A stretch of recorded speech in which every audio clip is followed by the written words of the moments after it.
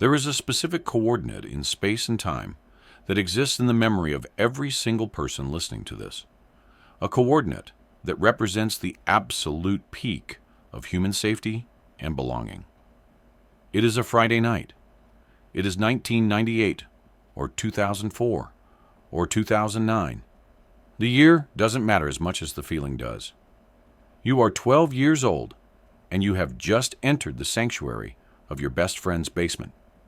This is the hook of our lives, the moment where the real world, with its homework and parents and growing anxieties, is locked behind a heavy wooden door, and you are granted entry into a temporary utopia. Do you remember the smell? It is a universal scent that transcends geography. A mixture of slightly damp carpet, the ozone smell of a hot CRT television screen, the artificial cheese dust of snacks, and the limitless potential of the weekend. In this moment, you are not just a child. You are a king of a subterranean kingdom. This feeling of invincibility, of being exactly where you are supposed to be with the people you love most, is a high that we spend the rest of our adult lives chasing but never quite catching. It is the magic circle, a protected space where the rules of the outside world do not apply. And we all shared this throne. We all felt this specific vibration of pure, unadulterated joy. Let's talk about the architecture of this memory, because it is the same for all of us. The setup was a ritual. You threw your sleeping bag into a corner, that slippery, synthetic nylon fabric that made a specific swish sound, claiming your territory in the fort. This was not just furniture, it was a fortress against loneliness. We built walls out of couch cushions and blankets, creating a physical manifestation of our bond. Inside that fort, you felt a warmth that had nothing to do with the temperature. It was the warmth of acceptance. You were chosen to be here. In the hierarchy of childhood, being invited to the sleepover was the ultimate validation. It meant you mattered. It meant you were part of the us. Every laugh that echoed off those basement walls cemented a brick in the foundation of your identity. We all remember that specific pain in our stomachs, not from illness, but from laughing so hard at something that wasn't even funny. A noise, a glitched video game character, a mispronounced word. That laughter was the soundtrack of our collective soul, a frequency of happiness that was so pure it almost hurt. You remember it, don't you? The feeling that you would never, ever be as happy as you were right in that second. The technology was the campfire we gathered around, and its glow is burned into our retinas. Whether it was the 4-player split screen of GoldenEye or Halo, or the passing of a controller in Smash Bros., or watching a rented VHS tape that we were definitely too young to see, the screen was the altar. But the game didn't matter. What mattered was the proximity. Sitting shoulder to shoulder on the floor, leaning forward, eyes wide, we were connected by an invisible current of adrenaline and camaraderie. This was the peak of parallel play, the joy of experiencing a narrative together. We all felt that surge of triumph when we beat the level, that collective scream when the jump scare hit. It was a shared nervous system. In that basement, under the hum of the console's cooling fan, we were learning how to be human together. We were learning trust, competition, and support. We didn't know it then. We thought we were just playing games. But we were actually weaving the safety net that would catch us when childhood eventually dropped us. That is why this memory is so sticky. It is not about the games. It is about the feeling of being part of a team that could face anything. Even if anything was just the Elite Four or the final boss. And then there was the food. The feast of the sleepover was a rebellion against nutrition and order. It was the communion of the night. Pizza rolls that burned the roof of your mouth with the heat of 1,000 suns. 2-liter bottles of neon green soda that tasted like liquid electricity. Bags of chips that stained our fingers red and orange. We consumed this garbage with the voracious appetite of the immortal. We didn't worry about calories or health. Those were adult concerns, and we were gods. This gluttony was a celebration of freedom. For one night, the rules of the kitchen table were suspended. We all remember the ritual of the midnight snack, sneaking upstairs like ninjas to raid the fridge. The fear of waking the parents, adding a spice of danger to the experience. That shared conspiracy, that us against the sleeping house mission, bound us together. It was a small act of rebellion that felt massive. We were explorers in a dark world, returning with the spoils of war, leftover brownies and juice boxes. This taste, this specific mixture of sugar and freedom, is something you can still taste if you close your eyes right now.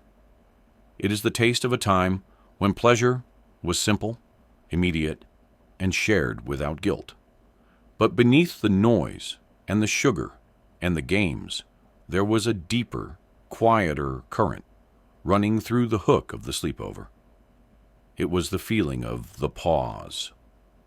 For 12 hours, the world stopped expectation. You didn't have to be a good student, a dutiful son or daughter, or a weird kid. You just had to be there. We all felt this immense relief, the shedding of the armor we wore at school. In the basement, in the dark, you could just be. You could say something stupid and not be judged. You could reveal a secret crush or a fear. This sanctuary was the only place where we felt truly seen by our peers. It was a bubble of unconditional positive regard. We didn't know that this bubble was fragile. We didn't know that time was already holding a needle, waiting to pop it. We just knew that in this moment, surrounded by crumpled wrappers and glowing screens, we were safe. We were home. And that feeling of safety is so profound that even now, decades later, when we are stressed or lonely or scared, our minds unconsciously drift back to that basement, looking for the comfort of the sleeping bag and the controller. We are all still trying to get back to the fort. As the clock ticked past midnight, the atmosphere of the sleepover underwent a chemical change. This is the rising action of our memory, the shift from chaotic energy to intimate vulnerability. The parents had gone to bed hours ago. The house above us had settled into a rhythmic silence, the floorboards ceasing their creaking. The loud, raucous energy of the video games began to fade, replaced by a heavy, thick quietness that felt like a blanket. We all remember this transition. It was the witching hour, but not of ghosts, of truth. The lights were turned off, leaving only the standby light of the TV, or the glow of a digital alarm clock casting long, strange shadows across the room. We lay in our sleeping bags, staring up at a ceiling we couldn't see, and the conversation changed. It shifted from, "Did you see that headshot?" to, "Do you think Jessica likes me?" Or, "Are you scared of dying?" Or, "I hate my stepdad." This was the midnight confessional. In the dark, stripped of eye contact, we found the courage to say the things that were too heavy to carry in the daylight. We all experienced this sudden, terrifying, yet beautiful opening of the soul. It was group therapy before we knew what therapy was. The darkness of the room acted as a truth serum. We all shared a specific kind of fear in those hours, not the fear of monsters, but the fear of the unknown future. We were standing on the precipice of adolescence, and we could feel the winds of change blowing, even if we couldn't name them. We whispered about high school, about the rumors we heard, about the mysteries of the adult world that seemed so distant, yet so close. Do you remember the sound of your friend's voice in the dark? It sounded different, lower, more serious, stripped of the bravado of the playground. We listened to each other with an intensity that we rarely give anyone now. In those moments, we were validating each other's existence. "Me too," we would whisper. "I feel that too." That phrase, "me too," is the most powerful connector in the human experience. In that dark basement, realizing that you weren't the only one who was afraid of the dark, or afraid of failure, or confused about your body, created a bond that felt unbreakable. We were soldiers in a trench, waiting for the battle of growing up to begin, promising that we would stick together no matter what. But let's not forget the other side of the rising action, the primal fear. The sleepover was also the birthplace of our interaction with the supernatural. Someone, inevitably, would bring up a ghost story. Bloody Mary, the Hook Man, or a local legend about a haunted house down the street.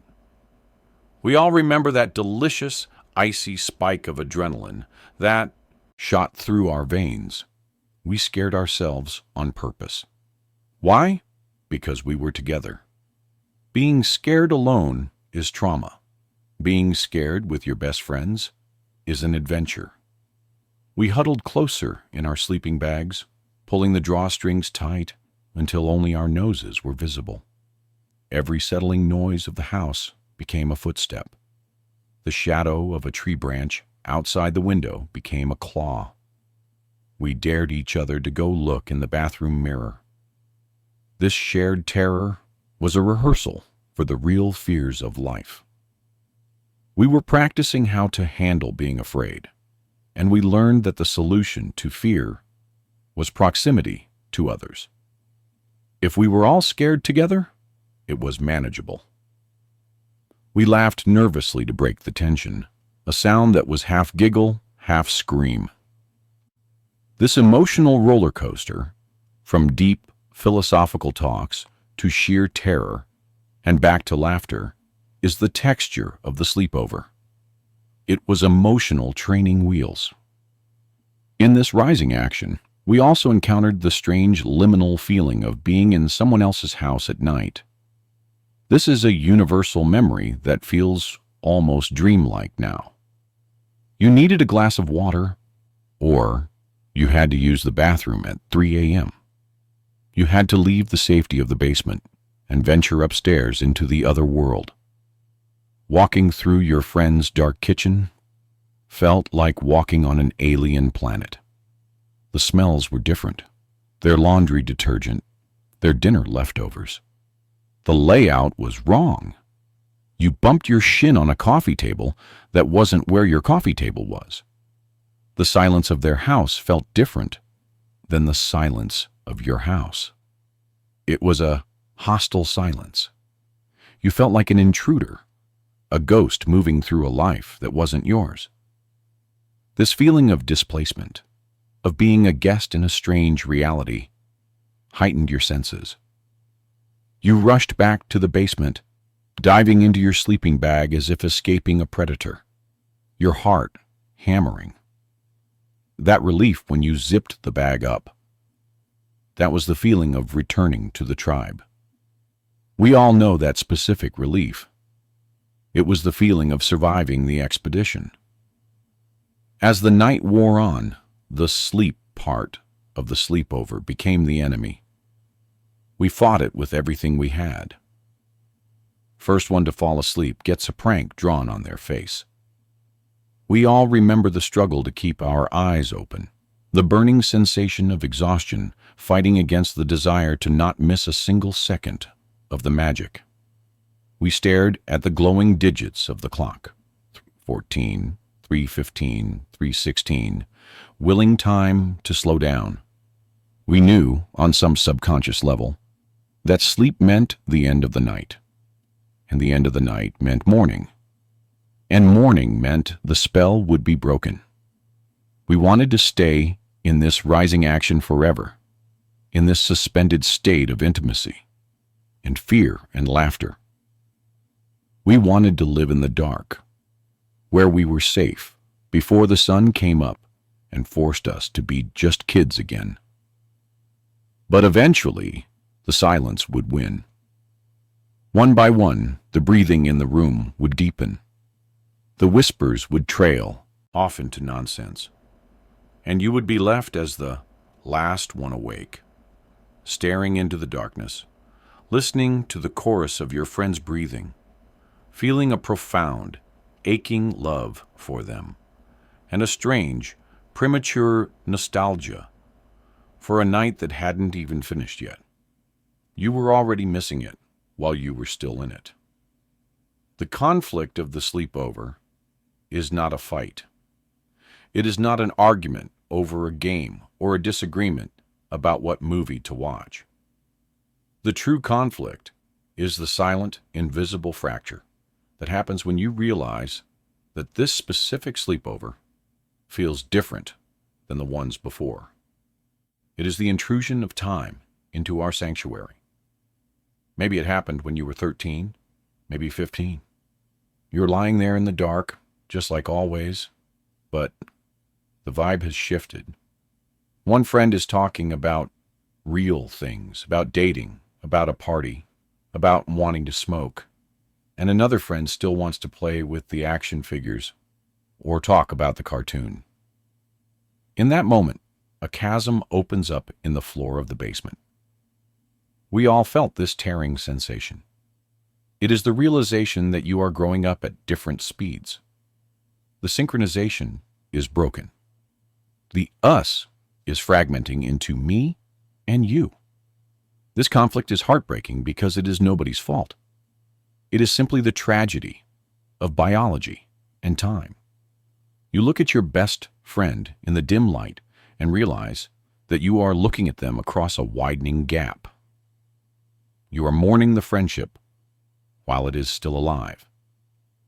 This conflict manifests as a secret boredom or a secret anxiety. You remember this feeling, don't you? Lying there, suddenly feeling like the sleeping bag is too small, the floor is too hard, and the basement is too childish. You suddenly want to go home. You want your own bed. This thought fills you with guilt. How could you want to leave the sanctuary? But the magic is leaking out of the room.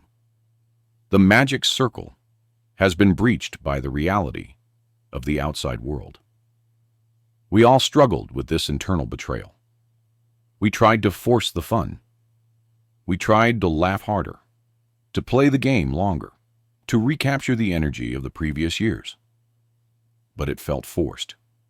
It felt like we were performing childhood rather than living it. This is the universal conflict of adolescence, the desperate grasping for a safety that no longer fits you. We were trying to wear clothes that were 2 sizes too small. The conflict wasn't between us.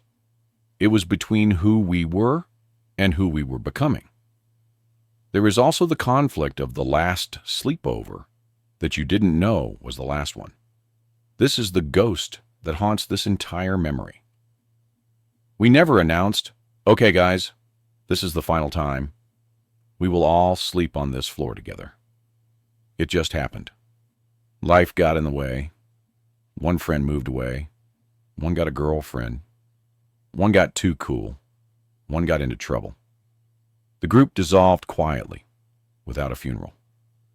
But in the moment of this conflict section, you can feel the pre-tremors of that earthquake.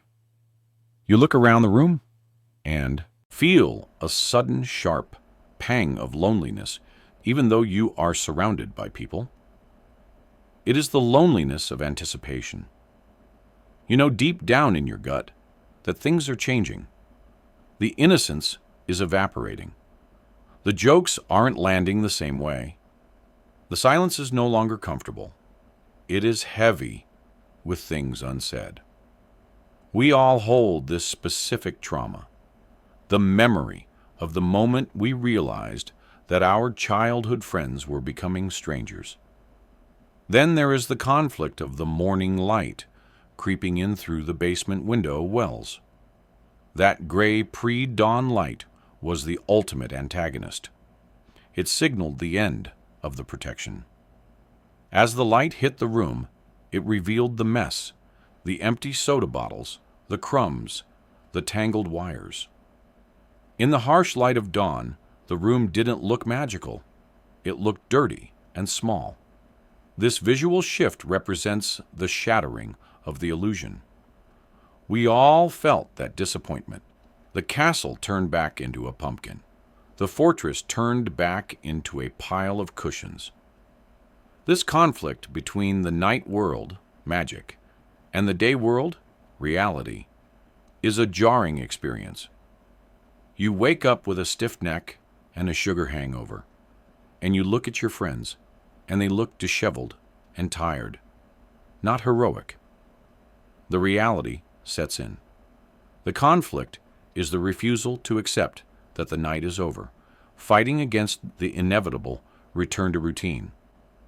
Finally, the conflict is the realization of the secret. During the sleepover, you might have shared a secret, or heard one, that changed everything. Maybe a friend confessed a depression, or a family trouble. Suddenly, the weight of the adult world crashed into the basement. You weren't just kids playing anymore. You were bearing witness to each other's pain. This changed the dynamic forever. We all remember the heaviness of holding a friend's secret in the dark. It bonded us, yes, but it also burdened us. It killed the carefree nature of the sleepover. We moved from playmates to confidants. This transition is painful. It involves the loss of ignorance. You can't go back to just playing Mario Kart when you know your friend's parents are getting divorced. The game is no longer the most important thing. The conflict is the death of the trivial, replaced by the weight of the real. We all carry this weight. We all remember when the laughter stopped and the real talking began, and we knew instantly that we could never go back to being just innocent kids again. The comeback in the anatomy of a sleepover is a deceptive golden hour. It is the morning after. It happens around 9 a.m. We wake up, groggy, disoriented, peeling our faces off the carpet. But then the smell hits us. Not the stale smell of the basement, but a new, promising smell drifting down from the kitchen. Pancakes, bacon, waffles. This is the comeback. It is the attempt to resurrect the joy of the night in the safety of the morning. We all drag ourselves upstairs, hair messy, wearing pajamas, blinking in the bright sunlight of the kitchen. For a brief moment, everything feels okay again. We gather around the kitchen table, and the parent, the mom or dad who is flipping the pancakes, becomes the anchor of our reality. This scene is a universal touchstone of comfort. The clinking of forks, the pouring of syrup, the orange juice in mismatched plastic cups. We are being taken care of. For this hour, we don't have to be adults. We are still children being fed. This breakfast ritual is a temporary reprieve from the conflict.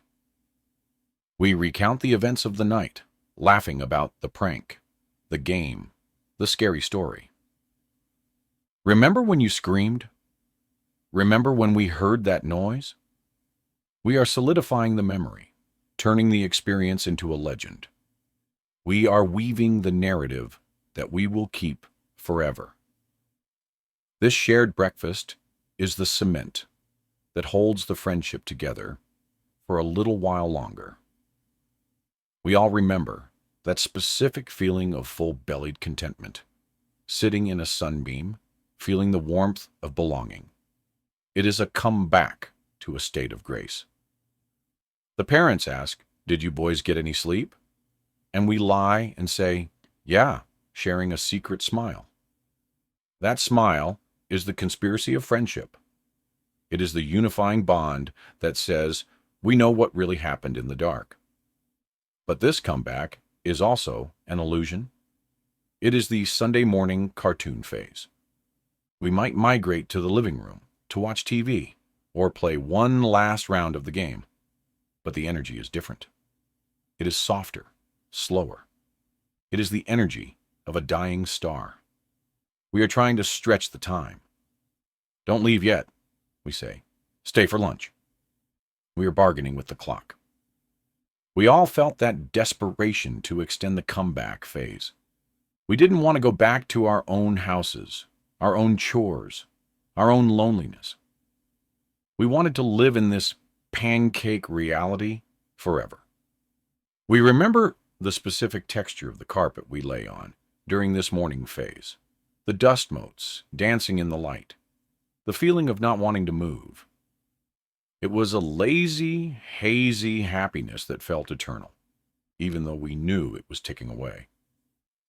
This section is also where the inside jokes were born. The things that happened the night before are now codified into language. A single word, a sound effect, a look. It sets us off giggling again. This language is the currency of our bond. We all have those words that mean nothing to strangers, but meant everything to us and our friends. This is the power of the comeback. It creates a shared culture. Even if we never saw these people again, that inside joke remains a key that unlocks the memory. We are building the museum of our friendship in real time. We are curating the exhibits. That was the best night ever, we say, and we mean it. We are trying to freeze the moment, to dip it in amber. However, beneath the syrup and the cartoons, the comeback is haunted by the inevitable departure. We can hear the sounds of the real world encroaching. The phone rings. A parent says, "Your mom is coming to pick you up in an hour." That sentence is the death knell. It shatters the comeback. We all remember the sinking feeling in our guts. The Sunday Scaries start right there at the kitchen table. The bubble is popping. The comeback was just a delay tactic. We look at our friends and see them transforming back into the people they have to be in the outside world. The intimacy of the pajamas is about to be replaced by the armor of street clothes. We start to pack up. This physical act, rolling up the sleeping bag, is the saddest action in childhood. It is the dismantling of the fort. We are deconstructing the utopia we built. The comeback is over, and the reality of separation is rushing in like a tide. The second rising action is the departure protocol. It is the physical and emotional process of leaving the sanctuary. You are standing by the front door, your sleeping bag tucked under one arm, your pillow under the other, wearing your shoes that feel strange after 14 hours of being barefoot. This is a moment of intense, specific melancholy that every single one of us has felt. It is the post-sleepover blues. Your parents' car pulls into the driveway. You see it through the window, and it looks like a prison transport vehicle coming to take you back to reality. You don't want to go. You linger in the doorway. This threshold moment is critical. You and your friend stand there awkwardly. The deep soul bonding of the night before is hard to translate into the daylight of the front porch. You say things like, "See you at school," or call me later. You revert to the standard scripts. But underneath, you are screaming, "Don't let me go." This part of the story connects us through the feeling of re-entry shock. You get into your parents' car. The door slams shut. The silence of the car is deafening compared to the chaos of the sleepover. Your mom asks, "Did you have fun?" You say, "Yes," but you can't explain it. You can't explain the magic. It feels like a dream you are waking up from. As the car pulls away, you look back at your friend's house. You see them standing in the doorway or looking out the window. That image, your friend getting smaller in the distance, is burned into our collective memory. It is the visual representation of growing apart. You are physically moving away from the happiness. We all remember that drive home. The radio playing a song that sounds too loud. The streets looking too ordinary. You feel a strange hollowness in your chest, a dopamine crash from the high of the night. You are alone again. This rising action is also about the artifacts we bring back. Maybe you borrowed a video game, or you have a leftover piece of candy in your pocket. These objects become totems. You hold on to them tightly in the car. They are proof that the night happened. But when you get to your own room, your own house, it smells different. It smells like rules and boredom. You drop your sleeping bag on your floor, and it looks just like a bundle of fabric. The magic didn't travel with you. We all know the sadness of unpacking the bag, putting the dirty clothes in the hamper. It is the ritual of returning to the status quo. You try to tell your siblings or parents about the funny thing that happened, but you had to be there. You realize, painfully, that the experience is untranslatable. It belongs only to the people who were in that basement. This isolation is the final step of the departure. The tension here comes from the realization of finality. At the time, we thought there would be 1,000,000 more sleepovers. We'll do this again next weekend, we promised. But life is a series of lasts that we don't notice until it's too late. Maybe next weekend someone got sick. Then there was a family trip. Then soccer practice started. Then high school happened. The second rising action is the timeline branching off. We didn't know that the "see you later" at the door was actually a goodbye to childhood. If we had known, we would have hugged longer. We would have stayed on the porch for another hour. We share this regret. We share the ignorance of our own timelines. This section hurts because it is real. It is the story of how we walked out of paradise without looking back, thinking the gate would always be open. Finally, the rising action culminates in the Sunday afternoon depression. You know this feeling intimately. It is 4 p.m. on a Sunday. The sleepover is over. Homework is waiting. The sun is setting, casting long orange shadows that feel incredibly lonely. You are tired, emotionally drained, and missing your friends with a physical ache. This specific Sunday emptiness is the price we paid for the joy of Saturday night. It is the emotional tax. We lay on our beds, staring at the ceiling, replaying the jokes, trying to keep the voices fresh in our minds. We felt a yearning, a saudade, for a moment that was less than 24 hours ago, but felt like a lifetime away. This is the universal experience of loss.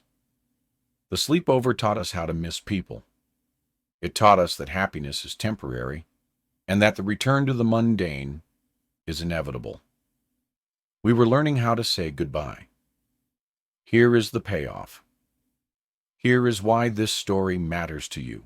sitting here right now, listening to this as an adult, we can never go back to the last sleepover. Not because the house is gone or the friends have drifted apart, but because we are gone. The person who lay in that sleeping bag, believing that a fortress of cushions could keep out the world, no longer exists. We have seen too much.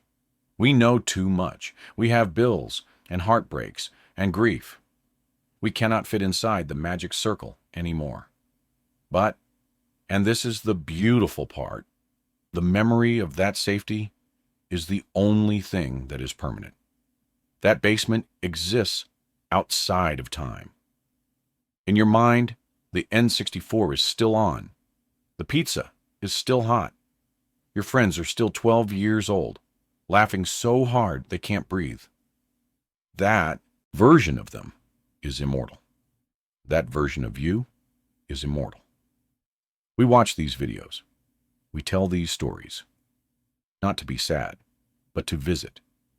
We are visiting the museum of our innocence.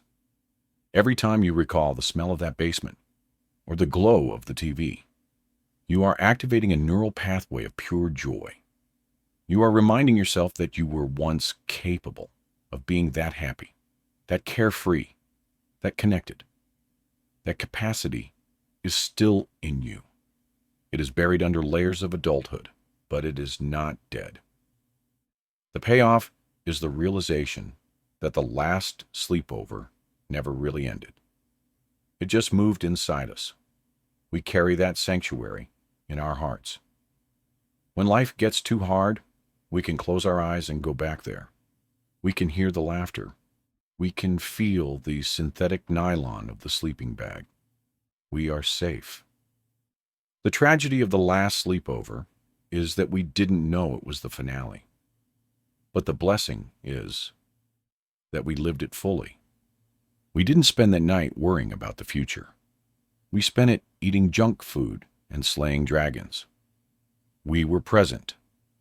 And in a world that constantly demands our attention, that memory of total presence is a gift. We are connected to every other person who had a childhood.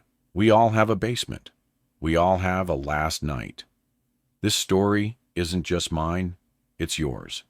It's the story of the moment we stopped being children and started being memories. So tonight, when you lie in your comfortable adult bed with your phone and your worries, take a second. Close your eyes. Listen for the echo. Can you hear it? The faint sound of button mashing? The suppressed giggles? The wind outside a window that isn't yours. It's still there. The fort is still standing. You are still welcome.